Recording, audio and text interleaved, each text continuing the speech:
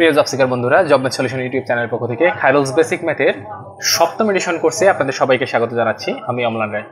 আজকে আমরা ক্রমিক ও ধারাবাহিক সংখ্যা এই পদ্ধতি নিয়ে আলোচনা করব।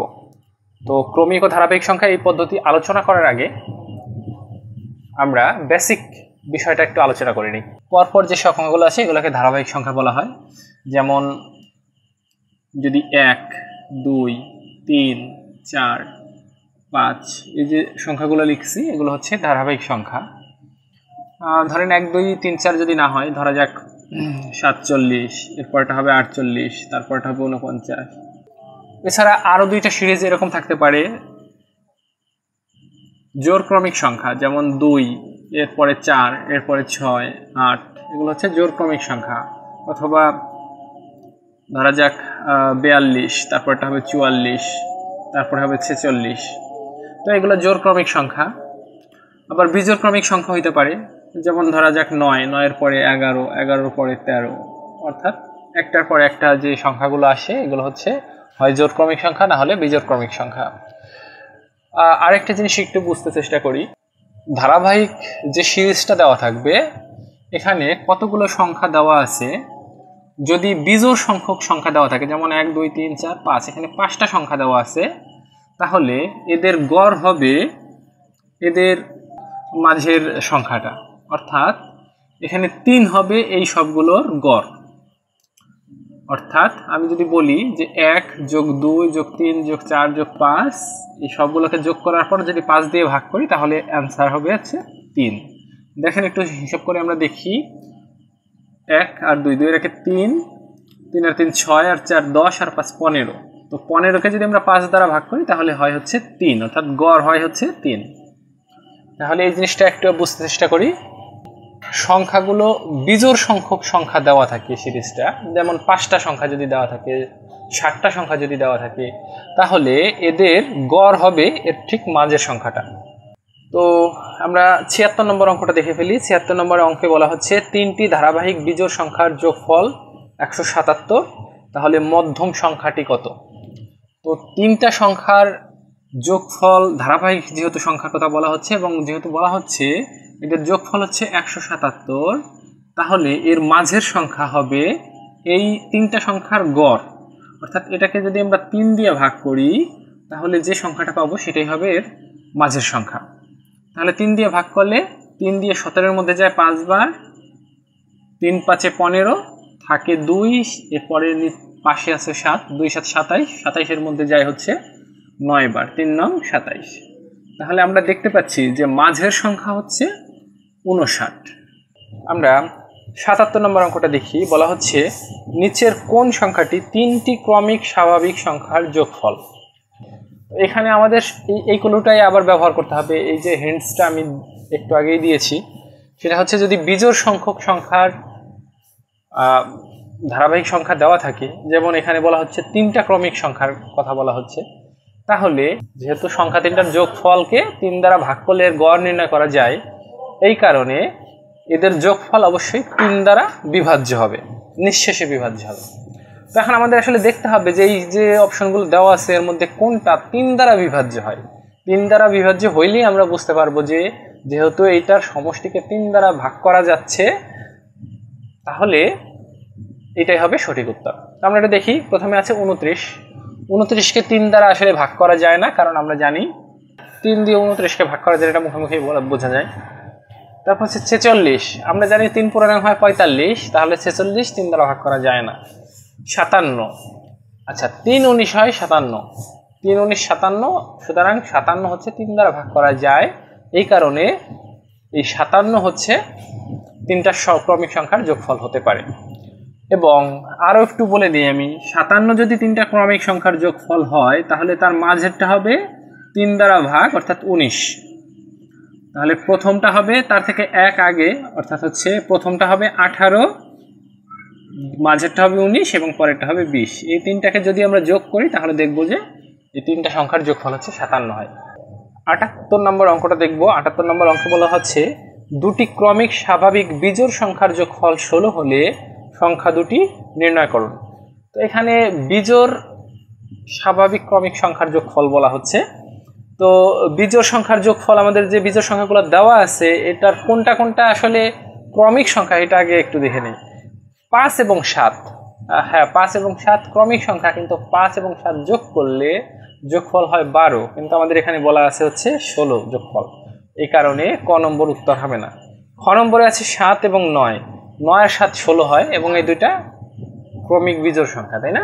তার মানে অ্যান্সার হচ্ছে খ নম্বর, কারণ 9 এবং 7 যোগ করলে 16 হয় এবং সেই সাথে এরা ক্রমিক বিজোড় সংখ্যা।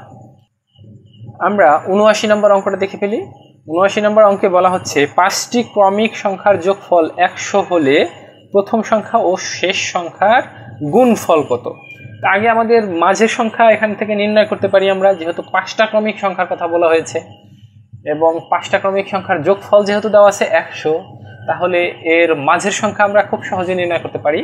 100 ভাগ হচ্ছে 5, 100কে 5 দ্বারা ভাগ করলে আমরা জানি 20 হয় হচ্ছে এদের গড়, এবং এই গড়েই হচ্ছে মাঝের সংখ্যাটা।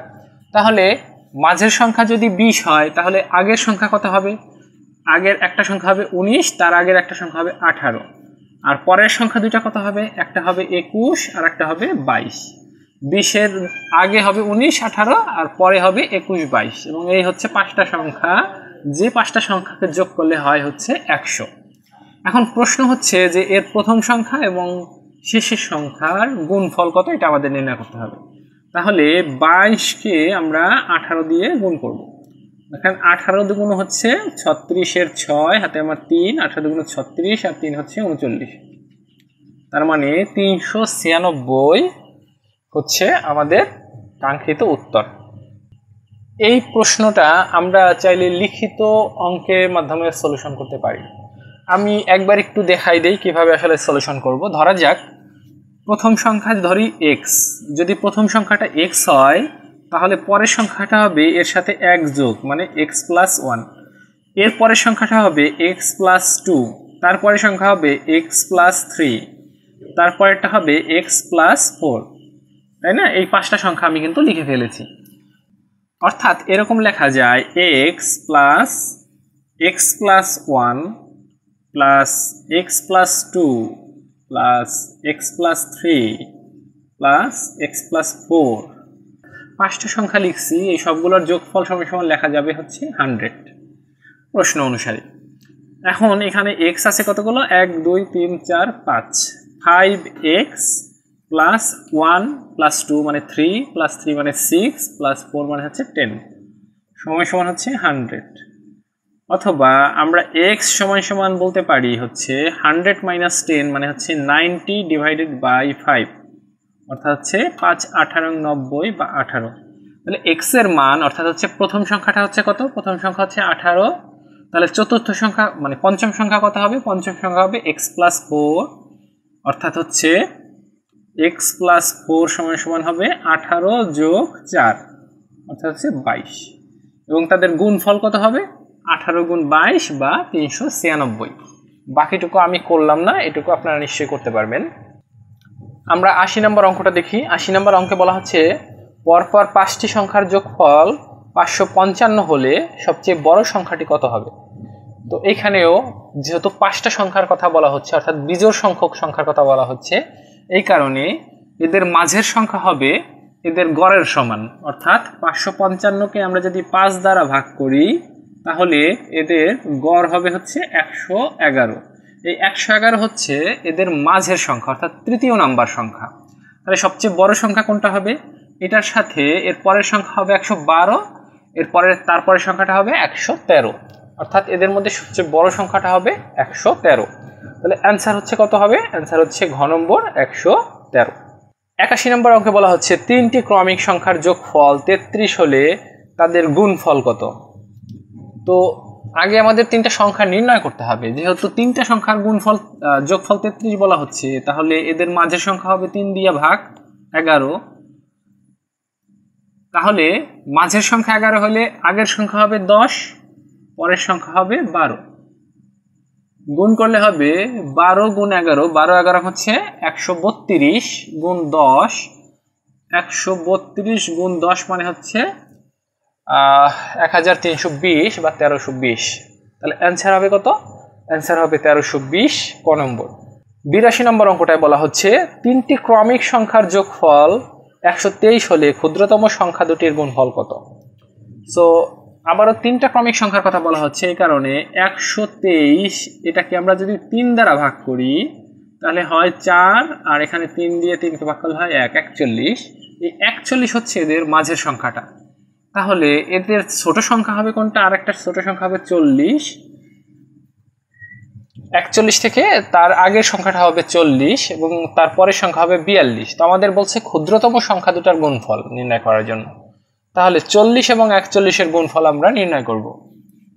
এদের যদি গুণফল নির্ণয় করতে যাই তাহলে হবে কত?